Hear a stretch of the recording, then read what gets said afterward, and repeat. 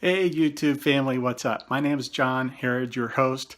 Today I wanted to actually step in front of the camera for a change and try something new in terms of a format. A little bit about myself. I am passionate about aviation, photography, and designing and making things with my 3D printer.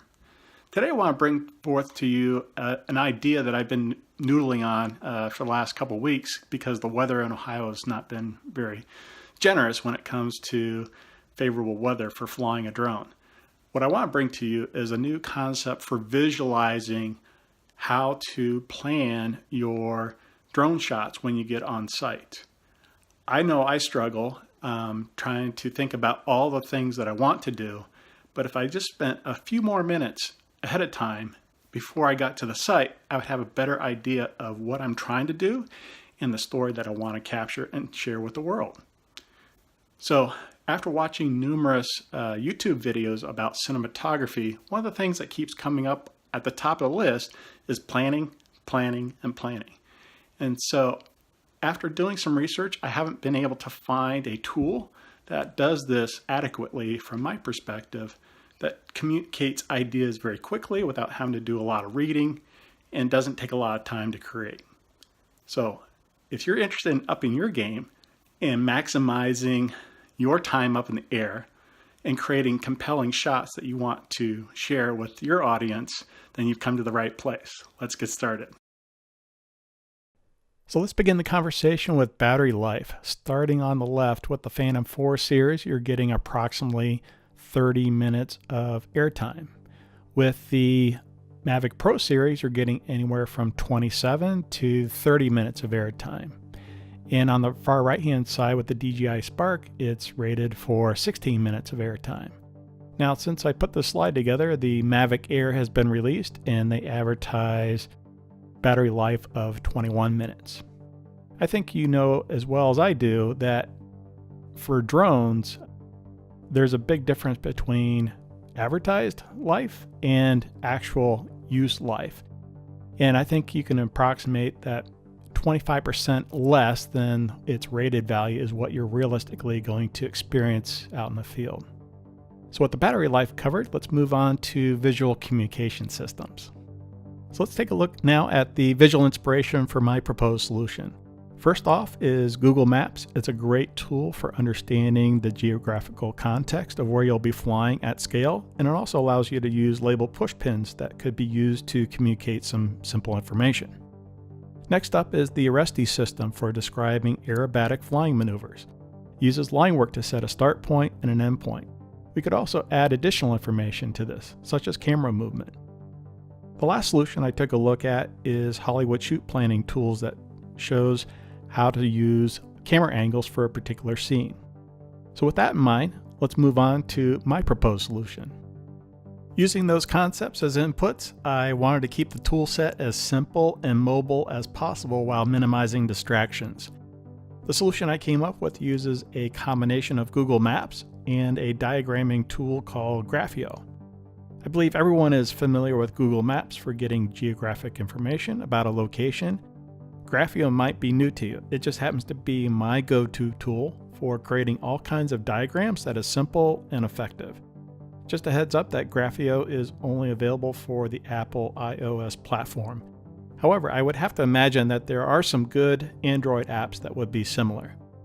All right, let's move on to the good stuff. So here's a preview of my solution featuring Graphio as my diagramming tool. The first thing I did is captured a Google Map image of the place I want to fly. I import it in as an image and I scale it and rotate it and size it to what I need it to be. And then I let that occupy the left 2/3 of my landscape document. And then I use Graphio to create custom symbols. In this case, you could call them markers that have some letters inside them that help inform me the type of movement that I want to capture at that particular location on the site. And then on the right hand side, you can see a shot list of all the shots that I plan to shoot at this particular location. So with that in mind, I would like to reveal this by using actual videos. So let's break this down. So let's begin with the environmental conditions or factors first. So I wanted those to be easily identifiable, separate from the video shoots that I had planned for this location. So the first two things that come to my mind is, where's the sun? Because that will affect your compositions for the types of shoots that you want to create. And then the second item is, where are you going to take off and land? And if I was operating under Part 107, I also may want to identify a second takeoff or landing point in case I have an emergency. So with that, let's move on to our first drone shot. So the first shot I'd like to reveal to you is the Dronie. So this is a shot that starts low and then moves backwards and upwards simultaneously to help create an establishing shot. So this is communicated with the letter D, and the green arrow indicates the direction in which the camera is going to be facing. So in this case, I wanted to use it as a creative way to not only reveal my backdrop, which shows a soccer field painted on a oil tank, but to also use it as a backwards reveal to show the actual subject that I was focusing on for this particular flight. So just to be clear, I actually hand flew this particular sequence because I wanted to control the angle in which I flew upwards and backwards. So I wanted this process to remain creative in the sense that I want to maintain creative control of these shots. I didn't want to be fully automated, and I didn't want to have to come up with a bunch of different symbology to indicate when I'm going to manually fly something versus when I'm going to use one of the intelligent flight modes. So let's move on to the next shot. Up next is the Helix shot, and that's indicated by the letter H. And again, the green arrow indicates the direction in which the camera is facing. Now for this one, I did use the quick shot mode and use the Helix setting, and it creates a pretty cool establishing shot as well. Up next is the Pedestal shot, and that's indicated by the letter P, and this is intended to be an elevator shot, either up or down direction. And you'll notice that this is a little bit more complex than the previous shots. This one actually has two cameras position shown. So the solid green triangle indicates the start position of the camera, and the red triangle indicates the end position of the camera. So in this first example, I wanted to create an establishing shot that actually showed more of the background, if you will, behind the subject building. So you can see the water tower in the background there.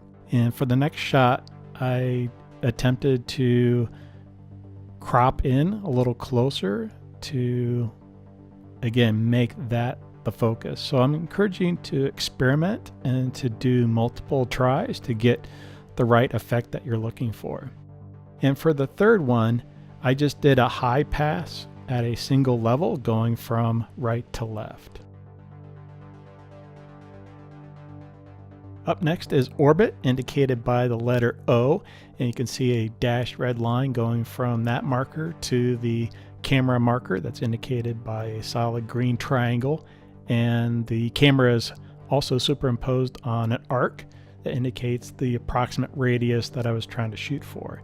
Now you'll see that I made an adjustment out in the field based on the map because I wanted the building to be front lit instead of backlit. Up next is rocket, indicated by the letter R, and you can see that the camera is facing north on the screen. And I will share with you that I actually manually flew this also, as opposed to using the rocket quick shot mode, but that could have been used alternatively, depending on your skill sets. Next up is truck. This allows you to move parallel to your subject, and that's indicated by a red arrow with a green camera mark superimposed on it, and the intent here was to go from left to right through that scene. So here's that sequence. Again, this is straightforward. I will let you know that I did enable course lock so I could truly stay parallel to the subject, so that would be one suggestion for you if you want to work with precision. In the next sequence, what I did was I still had course lock enabled, but I was also taking advantage of the ability to rotate the camera to basically create a spotlight effect. So the last shot I want to show you is called the Dolly, and this will be demonstrated as both a push in and a push out effect. And so this is indicated on the map with a solid red arrow, and then at one open end it shows an open green triangle, which means that the camera would be facing down towards the ground, and the solid green triangle would indicate that the camera would be forward facing. So you'll see out in the field that I made some adjustments. I actually started looking forward with the camera, and then as I approach the end point of my run, I then tilt the camera downwards to create a more dramatic reveal of this building. The next sequence, I'm just providing a straightforward overhead pass where the camera is pointing straight down to the ground and then slowly revealing the subject building through this overhead pass. In the next sequence, I'm doing a push out where I'm actually going to pass over the subject building and reveal it from that direction. And that was a quick one. And then finally, I will push into the building, but I'm going to do it at a descent. So this one wasn't on the map, but I'm throwing it in just because if you're being creative, you're going to do things on the fly, but you don't want to have to be heavy-handed with, what's on the map is only what you're going to shoot. Hey, that's it for this video. Drop me a comment and let me know if this video helped you visualize your drone shots better. Maybe in a follow-up video, I could actually show you how to create these graphio maps yourself. Or better yet, smash the subscribe and like button, and maybe I'll share my own graphio map with you. Again, thanks again for watching. Have fun.